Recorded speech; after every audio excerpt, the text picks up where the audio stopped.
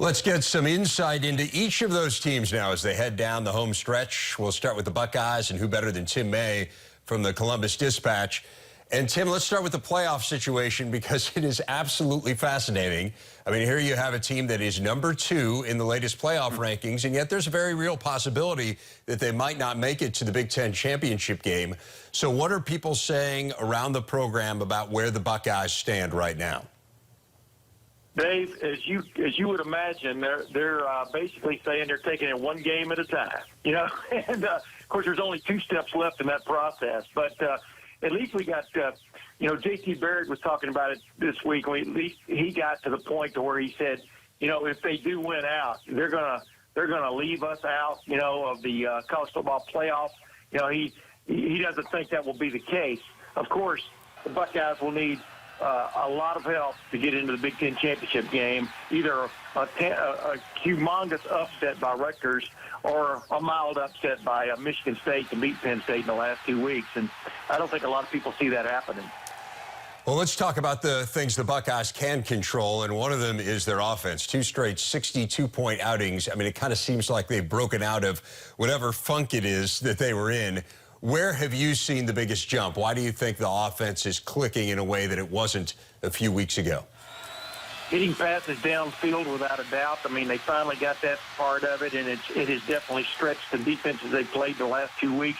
If you were just looking at the Maryland game, you'd go, okay, 62 against Maryland, no big deal. They thumped them a year ago, but the Nebraska defense was playing very well going into that game, and Ohio State scored 48 with its offense and 14 points with its defense. But that's definitely been the difference. And Curtis Samuel, I mean, he's taken it up a notch in his own game. I mean, he's as much of a deep threat now as he is running the ball to the edges. So it's kind of like all coming together. But I will say this.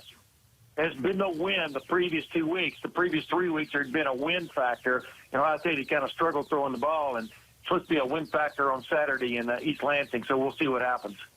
Speaking of East Lansing, it's tough to say that anyone has had Urban Meyer's number during his time at Ohio State. I mean, the guy's lost 5 games. However, 2 of those 5 losses did come to Michigan State, despite the fact the Spartans are clearly having a really poor season. Do you think that's enough, that track record's enough to get people, particularly the players, to take Michigan State as seriously as they need to? Absolutely. I knew you were coming to a but there, but you used however. It's okay, But bottom line is the conjunction to this one is last year's game. I mean, that ruined the season for Ohio State. I mean, Ohio State went on to beat Michigan handily and beat Notre Dame in the bowl game. But every player on this team remembers what happened a year ago and what Michigan State took away from them. And Michigan State went out and won the game with a backup quarterback in poor weather conditions. And So there has been no doubt about the focus of the Buckeyes for this one. Tim May from the Columbus Dispatch with his insights on Ohio State. Thanks, Tim.